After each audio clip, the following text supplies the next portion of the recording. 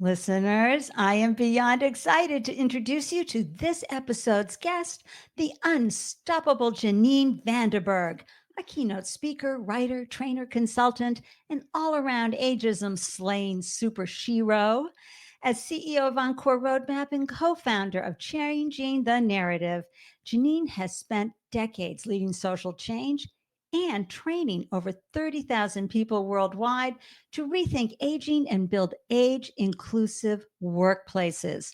She's also the creative powerhouse behind national anti ageism campaigns, including the bold and brilliant Flip the Script movement, which we'll dive into during our delicious conversation. A former lawyer, community organizer, and award winning social entrepreneur, Janine is on a mission to retire outdated stereotypes, not talent. And she's proof that purpose doesn't come with an expiration date. Janine, I am so excited to have you here. Thank you for joining me on Don't Be Caged by Your Age. Andy, I can't think of a place that I would rather be. I love the title so much because I think it expresses not only my life, but my professional philosophy. So you go. Oh, I'm so happy to hear that. And I love that you're here to share how you're shattering age related expectations and stereotypes so folks can thrive after 65, especially in the workplace. And this is why I love your work. You are a thought leader in the pro aging industry.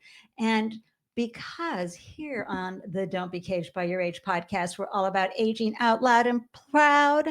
Please share with folks where you live, and how many years the world has enjoyed the gift of your presence. So I live right now in Colorado's North Fork Valley. You can see sunset in my virtual image behind. So it's an area on the western slope of Colorado, a winemaking area, an agricultural area, absolutely stunningly beautiful. Part of my husband's Encore. We moved here from Denver 5 years ago. And I have been on this earth. My last birthday was 72.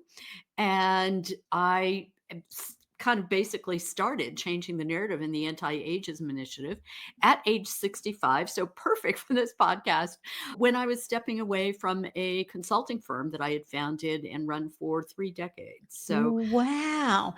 And, mm, as a fellow founder, we are yeah. all compelled and called when we launch something new, when we bring Mm. a new dream to life, a new opportunity, and how we want to serve the world. So I'm so curious what compelled you to go into the anti ageism and ending ageism lane, but also how did your personal and professional experiences shape this moment for you and to help you dive into the seat and become an even bigger leader in what you're doing?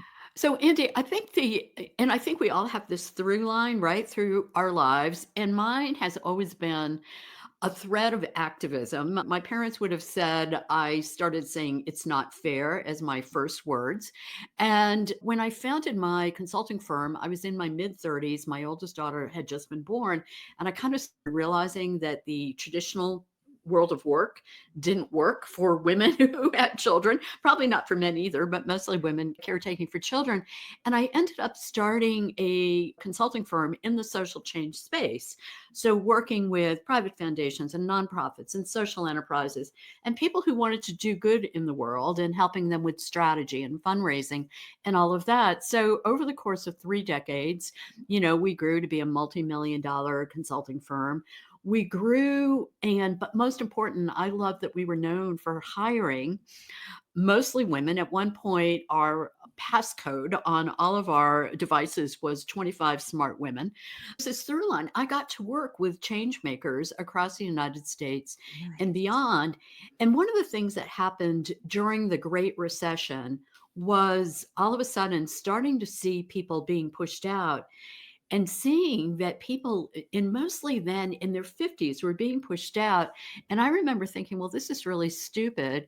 Why would you push out, a head of sales and marketing when your sales are going down? If anything, you need them more than ever. And so there was just a lack of logic in all of that. And I was doing a lot of individual advice and counseling to individuals who still had so much to give. Some of them, I ended up creating a program to teach older people who had sales and marketing backgrounds how to become nonprofit fundraisers because I had worked in that sector for so long.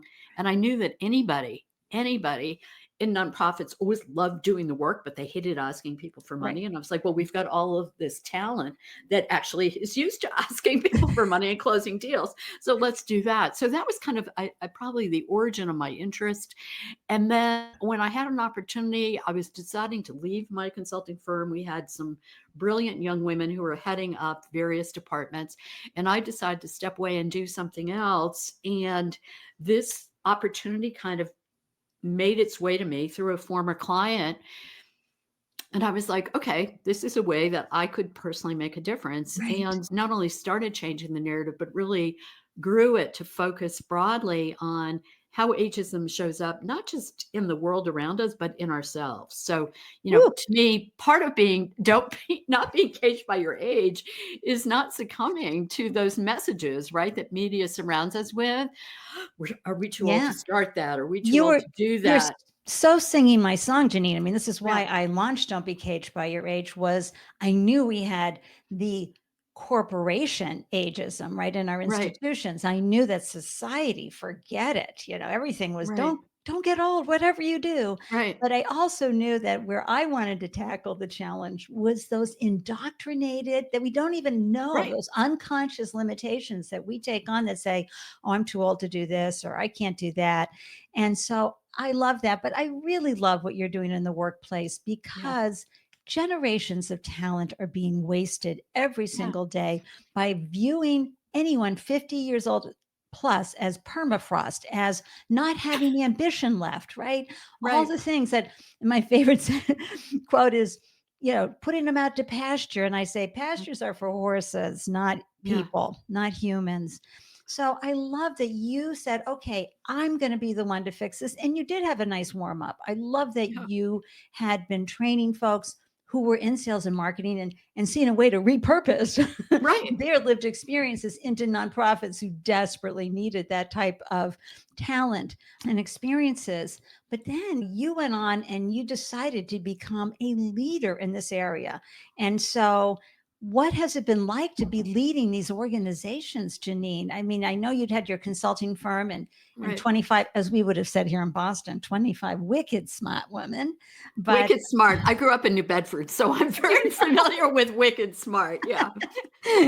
but here you are leading. You turned this into changing the narrative, changing the roadmap, so to speak. How has that transformed over the last 7 years? Because you've been at Right. this for about 7 years with these companies, right? Right.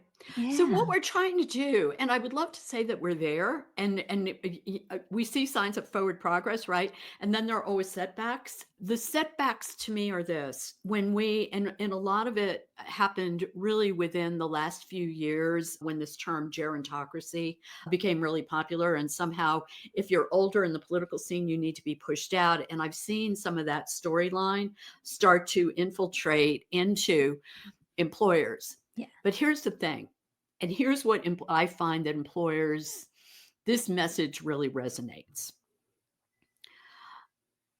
We don't have a choice. Part of it is demography, right? Part of Right. it is demography. There aren't enough youngins being born. So if you want to fill your talent pipeline, you've got to look at people across the age spectrum, right? Right. So that's argument number one. But I think the more serious argument, and I'm talking a lot about this now, and I'm finding that employers are resonating with it, are two things. One of the most startling studies that I ran across in the last year, and I just kept thinking, this is so stupid. It was a study by Resume Builder. They survey hiring managers every year. And basically, hiring managers said about 36% of them said, well, we're not hiring Gen Z. They don't have enough experience. They don't have a professional attitude. At the same time, we're not hiring people age 60 and over. And by the way, we're pushing out those people. So I'm like, how is it that all of us, right, we learned by taking that first job, and then someone who was older in that organization was kind of telling us, oh, Andy, this is how it's done. You probably Right. don't want to do this.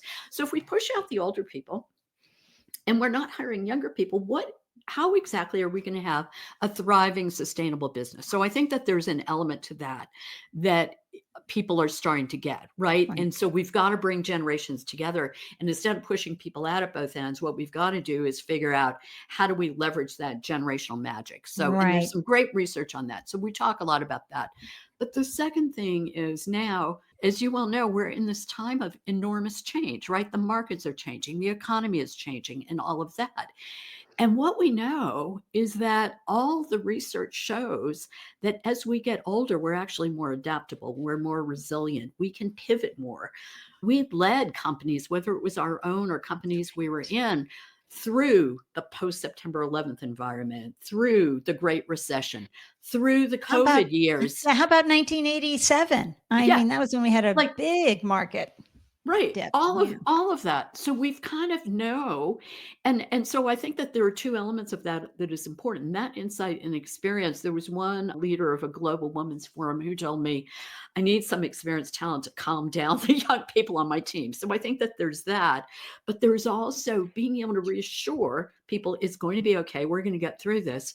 But the other element that I think is even more important is knowing those pivot. We're the Right. people who figured out, oh, here's how we're going to get another supply chain.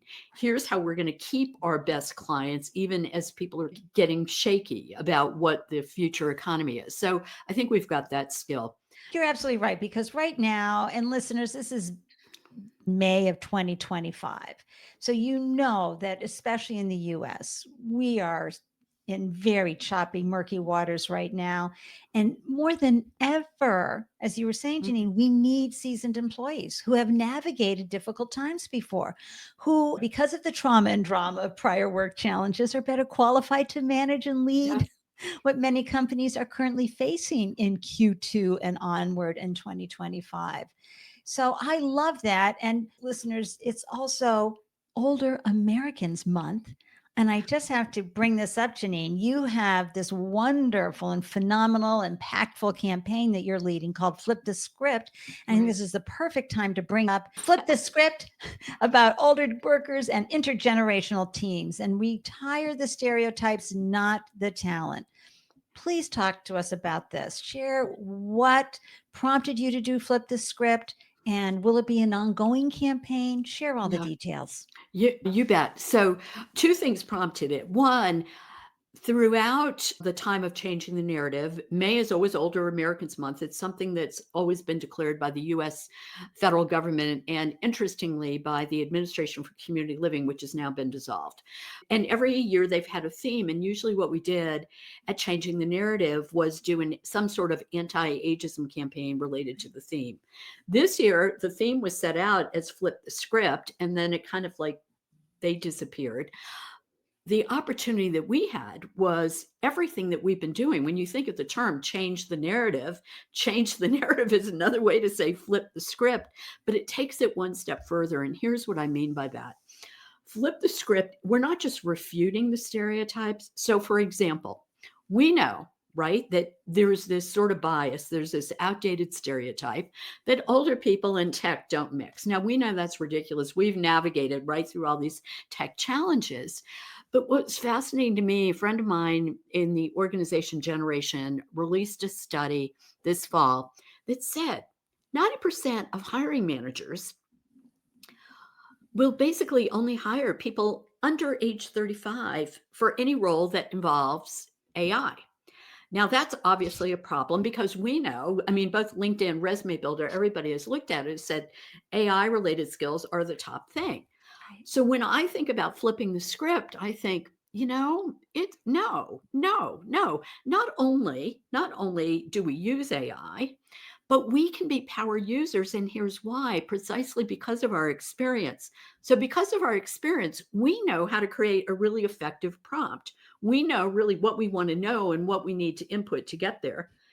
More importantly, Andy, we know when we kind of look at the response, is this chat GBT BS or is this a real response that I can do something with, right? And then, to say nothing of the fact of, our work experience over time, I think allows us not only to use it more ethically ourselves, but also to maybe counsel people that we're mentoring on how to use it ethically. And by that, I mean, sure, I'll ask Right. ChatGPT questions, but I'm not going to put confidential customer information into ChatGPT and Right. say, tell me what you think about this, right? These are the kind of things that we know. Well, So flip Janine, this. Oh, yeah, yeah, I was just going to say for a second, as listeners know who tune in regularly, I'm always going off about how we were building tech companies in the 70s. right, We were gaming on mainframes with punch cards. Okay. Of course, we have the ability. We were here and transitioned from dial phones to push buttons to smartphones. We right. were part of helping us understand how to go Yeah, from sending something in the mail to getting email. We've transitioned beautifully in all these areas.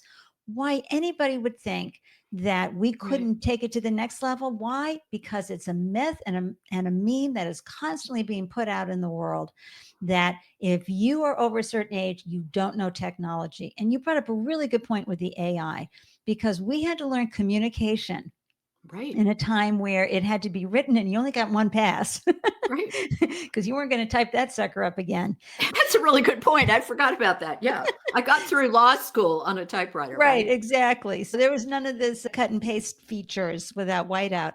We had to learn how to do that on the fly. We had to learn how to network, do all the things. So I just wanted to say thank you for bringing that up. And I know everybody, I'll get off my soapbox. But to No, get it's back a to great soapbox. Stay on it. Stay on it. But and folks, we're chatting with Janine Vanderburg, a community organizer and award-winning social entrepreneur who is leading the Flip the Script campaign during Older Americans Month. Please visit EncoreRoadmap.com to learn more about Janine and how to participate in the Flip the Script campaign. I want to get back to your point of the flipping the script for those who are talent acquirers. You know, talent Right. acquisition is a really tough job, but if you are skewed by how leadership in your company or you yourself have a bias toward older Americans, how the heck do you change that, Janine? So I think part of it is showing people kind of the benefits. The other thing, this is the other part of flipping the script as well. So part of it is flipping the script about older workers and older entrepreneurs, but part of it is also flipping the script about generational conflict and generational stereotype. One of the things that I talk to employers a lot about and I literally physically in my workshop start by tearing up those awful generational charts, right? The ones that say boomers are like this and we like to be on the phone and Gen X wants this and millennials want this and Gen Z, well, they don't want anything, and all of that. It's basically putting people into stereotypical Yes. boxes. When we start out by saying, okay, let's talk about what we have in common, what we know is that people have a lot more in common by their life stage. So my daughter, who has a 3-year-old, has a lot more in common with an older person who's maybe caregiving for a grandchild, an older adult, than she does simply with someone else simply because they are millennials. If we look at life stage, if we look at our interest, if we look at our values, those are things that we a lot more have in common. So when you start talking about how can we benefit from tearing up those generational charts and bringing people together, I think that's a message that really resonates with employers. What I've learned as well is that employers are no different than the rest of us. Everybody's got these stereotypes that we are constantly reinforced by the culture. And there are 3 questions that I like to ask when confronted with those stereotypes. And the first is, as opposed to going, yo, Andy, you're being ageist. How dare you say that? And that kind of thing. That never works, right? That puts people on edge. So my workshops are very low key. They're not low key in energy, but they're low key. We don't attack each other, right? And we don't allow generational stereotypes. But good questions that I think to ask are, okay, why do you believe that? And then you just pause. Okay, you've got the stereotype. Why do you Right. believe that? Good question. And then following that up with, is there another possible explanation? So maybe you think if you are a older person that this millennial in your office isn't responsible because she leaves at 4:30 every day. So she's not a hard worker. Maybe she is leaving at 4:30 because the daycare closes at 5 and she's got to pick up, but you're not noticing that she's actually back at 6 online and doing something else, right? Is there Right. another possible explanation? And I think we can do that both. One of the things I do in my workshops is I put people in teams and I ask them, what are common stereotypes that people have about people your age? And everybody has them, right? They're very quick. That's a very easy question. We ask those questions like, why do we believe that? And then I ask people to say, okay, I want you to come up with at least 3 examples that refute these stereotypes from people you know, from your experience. And everybody can come up with it. So, therefore, the third and final question that you ask is, so what assumptions are we making in any situation? And are those assumptions harming our ability to staff up, to have a good team? Are they harming trust and engagement on our teams and that kind of thing? Because really, I think you've been a Yeah. multi-business owner, as have I. You need people to be engaged. You need people to have to Well, trust each other. and you brought up the key word team, because teamwork makes the dream work. And I see it like a basketball team. Okay, who's going to be running it down? Who's going to be doing the net shots? Who's going to be doing this? Who's going to be doing that? And it's not Mhm. about their age. It's what are they going to contribute to the whole Mhm. for the outcome? And Right. I think when you can remove that, you can feel better. And I don't understand too why anybody's having any problems with this, because TikTok, my favorite platform, is filled with people over 60 doing remarkable things Mhm. and just sharing such incredible, phenomenal things. So they figured out the video. They've got this. They figured it all Right. out and how to do it. And then to me, that's an example. And Janine, I remember in the early 2000s when HR folks were going crazy over millennials. I know I had a .com and I was sitting there negotiating stock option agreements with these 26-year-olds. They just had a different lens with how they looked at the world, just like our Gen Z has a different lens in how they view the Yeah. world. But we can't get caught up in that bookmarking, categorizing them by that generation. We have to say, well, Right. what are the gifts of that generation and the lens they're looking at, and how can we apply it to this outcome? And I know the data shows that when you have these delicious intergenerational teams, you're winning Mhm. profitably and with revenue and with the right employee mindsets. Everybody's coming together. Yeah, So and with all the things, I have 2 millennial age daughters, both rock stars. One of my daughter's early bosses once came up to me and said, "You should have had more kids." And I was like, "What?" You know? But I yeah, I was know lucky that those two came out. Come on, I'm just counting I my was like, blessings, right? enough.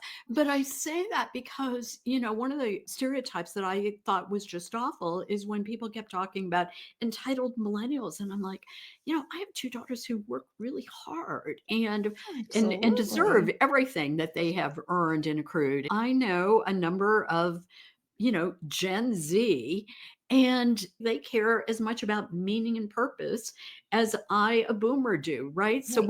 when we attach those things, we're making assumptions that end up hurting our own businesses or organization. It's not just Well, for-profit and businesses. frankly, Yeah, Janine, we could take lessons from millennials and Gen Zs for a better balanced life, because we were raised with toxic hustle. And I love your point about having that intergenerational group of a mind meld. Listeners, are you enjoying this conversation as much as I am? If so, please take a moment to support Don't Be Caged by Your Age. You can show your support by buying me a coffee. Of course, that's not literally, it's figuratively. You hop on over to buymeacoffee.com, and just for $5, you can sponsor the podcast and help amplify inspiring voices like the amazing Janine here, break age related stereotypes, and help me reach more listeners worldwide. Visit buymeacoffee.com/Andy Lyons. Every cup makes a difference, and let's make aging a journey of joy and possibility together. Thank you so much. So, Janine, I'm a 4 times mhm, founder, former global startup mentor, and I know firsthand how often we see the emphasis on youth for launching a business. right, Even though we know the data shows most of the businesses getting launched are by folks who are over 50. And I right. actually remember when I turned 50 and thought, that's it, my entrepreneurial days are over. this is a younger person's game. And fortunately, I flipped the script. And 18 years later, I've had 3 more businesses. So, Janine, talk about how you're helping folks flip the script about entrepreneurship. We dove into how we can try and make this happen and work hard within institutions. But now, entrepreneurship, which, as you know, as we're going through this very difficult, murky time, Right. more entrepreneurs are going to be coming out. Well, and I think it's a critical time and it's so important for so many reasons. One, I mean, we know that workplace age discrimination is real, right? That's a real driver. I mean, last year, there were 16,000 cases filed with the Equal Employment Opportunity Commission on age discrimination, right? So we know it's real. I'm a lifelong entrepreneur, so to me, there's no other path. But I think for people who are uncertain, what I'm really encouraging people to do is this. First, look at the lit that shows that actually the most successful entrepreneurs are people age 45 and over. There's a reason for that. There's that resilience and adaptability that I talked about earlier that applies to older workers. Well, it also applies when you're kind of starting a business. Also have connections in a network that we've built up over a lifetime, and those are instrumental, right, in helping us not only launch but grow. And then there's also just that sort of experience and insight and a knowledge of what you are really, really good at and what you might need to outsource. So, for example, one of the things I do, and I talk to tons of people who are thinking of going out on their own right after age 50 because they're either tired of the way things are or they've been pushed out, Yeah. right? Reality. It's like start with the things that you love doing. Start with the things that you're really strong at, but then you've got to look at an intersection. So one of the things I know I love doing, I love making wall hangings and other items out of felted cashmere sweaters. This is something I fell into by accident when I will not say who in my household took a cashmere sweater of mine and threw it in the dryer. Anyway, that real story. But And so that's I taking something bad and a problem and a solving problem. it in a beautiful And way. so I was like, oh, and so I started creating some things about it while I was running my consulting firm. And I decided to enter a juried show, and I did. And I spent a month making all of this stuff, going to the thrift store, all of this.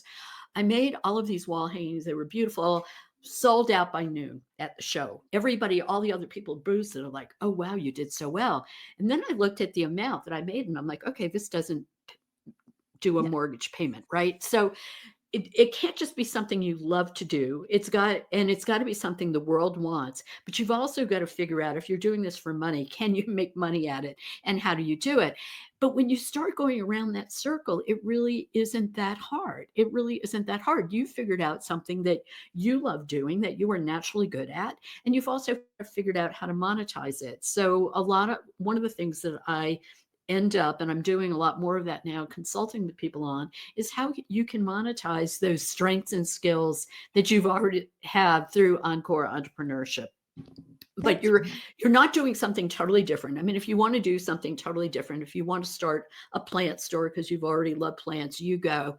But I think people do a lot better when we start things that are really rooted in what we care about. And so for me, what I've really cared about all my life is social change. So it's not and women's entrepreneurship. So it's not a surprise that I end up creating Encore Entrepreneurship opportunities that are rooted in social change and social enterprise. And we also know, listeners, that folks who are getting pushed out by institutions can sometimes get hired back as a consultant, making more money. So if it's something that you love doing and you want to serve the world in that way, and it's something they want to pay you for, there are other ways that we can reframe while we wait for society, while we wait for Janine's work to flip the script, Well, gets implemented. Auntie, I'm glad you mentioned that because I often use this phrase, both things can be true. So people have sometimes challenged me and said, how can you fight ageism and encourage people, for example, to shave years off their resume? And I say, because both things can be true. If you need work right now and you need financial stability, You've got to do what you have to do, and let me keep, going on and fighting ageism. I'm not alone. There are a lot of people out there now doing that.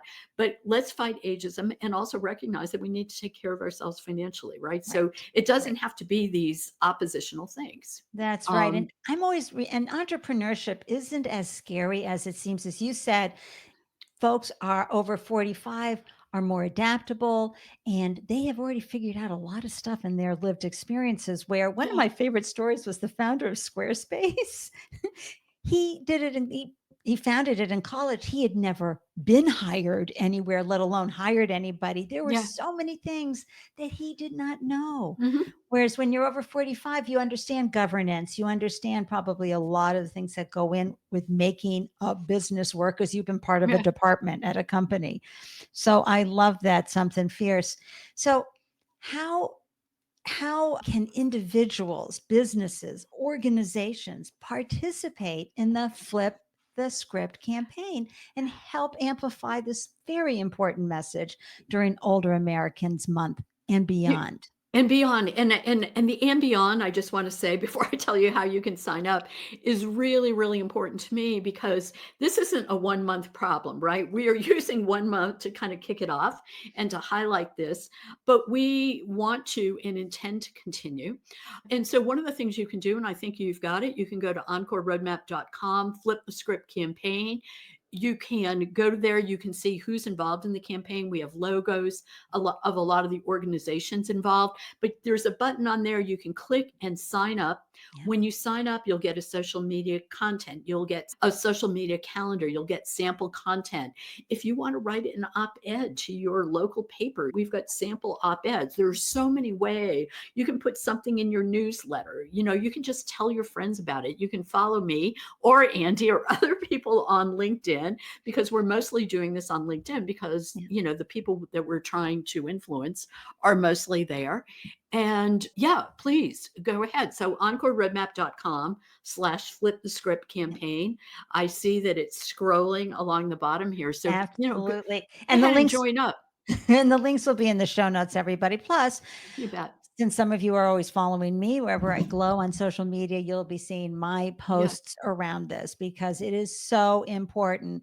And just like any discrimination, we need to take a stand and put a halt because ageism is one of the last socially acceptable prejudices in the world. And the only way that we flip the script is to change how people are processing age in their brains. And we know Hollywood isn't helping. We Mhm. know a lot of other articles and media that we receive are not helping. But boy, if you follow Don't Be Caged by Your Age on Instagram and TikTok, you can see all the wonderful examples of men and women thriving after 65 in so many different ways. And that's what we want you to do. Janine, Okay. please share some advice you'd offer to someone over 65 who wants to thrive, stay relevant, and challenge society's expectations of aging, but are Yeah. fighting those awful internalized and indoctrinated limitations caused by ageism. So I think the first thing that you should do, and one of the things I'll send to you, Andy, that you can include in your show notes, we created an internalized ageism speak up chart. And it's kind of like these are the phrases that may float in your head, and you basically talk back to yourself in the mirror. So, in the same way, if the idea that is floating in my head is, oh, I'm 72 now. Do I really want to start a new social media campaign, flip the script? I can look at myself in the mirror and say, why am I hesitating here? Why do I believe that? Do I think I'm too old to do that? I love social media. I love engaging with people on social And media. you're really So good at it. and so we can talk back to ourselves, right? But the other thing we need to do, and I think it's really important who we surround ourselves with. If we are surrounded by people who are, and we need to challenge when our friends, and I think we've all had that experience, especially for those of us who are over age 65, and we are very engaged somewhat in work or some other thing that provides meaning as far as we'll have friends saying, oh, why are you still doing that? Why are you still? Still is one of those words I would love banished. Why don't you just retire and Yeah. whatever? And I'm like, I can't do that. And so I think if you're not the person who can do that, you want to make sure that you're surrounding yourselves as well. And the other thing that I would do, and this is something that all of us can do, right, as consumers, we can patronize businesses that hire older workers, that show older people in their advertisements, that are they, right? And if someone is saying, I was once, when I started changing the narrative, I was looking for a co-working space, and there was a place in downtown Denver very close to where I lived. But when I went to visit it, it had a big sign, by millennials for millennials. Now, again, I love millennials. I have 2 millennial daughters, but I'm like, I went in and talked to them. I said, you're basically saying you don't want me here. Oh, we'll take anybody, including seniors. I've always believed in shopping for a purpose and putting our money where our mouths are. And so that's, I think, a thing that we can do. And we know that the purchasing power of people age 50 and over is enormous, right? Huge. According to AARP, it's the 3rd largest economy after the US and China overall. And so we need to speak up to ourselves, but we need to speak up to people around us and surround ourselves with people like me and Andy and other people who are like, don't be caged by your age. Right. Who are amplifying what folks are doing. And Janine, I have to tell you, the benefit that I did not expect with Don't Be Caged by Your Age are the 40 and 50-year-olds who private message me or let me know Yeah. that they are so excited about turning 60, 70, and 80 Yeah. that they had no idea. They thought, I got to get this all in by the time I'm 55, and then what, right? We're living, as we know, much longer, at least our generations are. What are you going to do with that time? So we're going to just wrap things up here. I am so happy that you joined me to share the Flip the Script campaign, but also how deliciously Janine Vanderburg is serving the world and helping dissolve ageism and shattering those age-related expectations and stereotypes, especially in the workplace and especially in those internalized thoughts and limitations that we have. One more time, please share with folks how they can find you on LinkedIn and follow you everywhere you glow and learn more about, and where they can also amplify the Flip the Script campaign. So the best way to find me is on LinkedIn, because I'm pretty active there every single day. It's LinkedIn Janine Vanderburg. And Encore Roadmap is my website. And if you go to encoreroadmap.com, you'll see a tab that says Flip the Script. If you click on that, you'll find out all about the campaign, who's involved in it, and how you can get involved too. And I hope you join us. One of my favorite sayings, I want to conclude with that, is by civil rights leader Grace Lee Bogg, who once said, we are the leaders we've been waiting for. There's no one else out there, right? It's us. And so it's up to all of us who refuse to be caged by our age to show leadership in every way we can. And Andy, I so appreciate your leadership in all of this. Oh, thank you, Janine. And one of the best things too, coming on board a year ago with Don't Be Caged by Your Age, was I got to meet you and see how you are just amplifying this wonderful message that gives such hope and inspiration for folks to rewire, not retire, and find more purpose and ways to serve the world. And also take a stand when they're experiencing ageism, whether it's in the workplace or medical or anywhere. So thank you for sharing your work, your passion, your purpose, and Flip the Script. And listeners, please remember, you have so much more to give. Don't let those internalized ageist beliefs prevent you from pursuing new dreams or opportunities. You glow and you keep thriving after 65. Thanks again, Janine, for joining me. I really loved this conversation. Thank you, Andy. So appreciate you. Thank you. Listeners, I'm so grateful you carved out time to tune in and grab the gems from this delicious conversation. Be sure to hop on over to Don't Be Caged by Your Age on LinkedIn or Instagram to share your thoughts about ageism and unretirement. Because in this space, your age doesn't define you, it refines you. If you are inspired by a story you hear, it would mean the world to me if you would subscribe, share, rate, and review the podcast. To receive an alert whenever a new show is posted, please join the Don't Be Caged by Your Age newsletter. Every month, you'll receive links to the podcast and helpful resources for creating possibilities for your unretirement days. Thank you for tuning in. I am so excited to hear how you found ways to thrive after 65. Waving from Boston, cheers.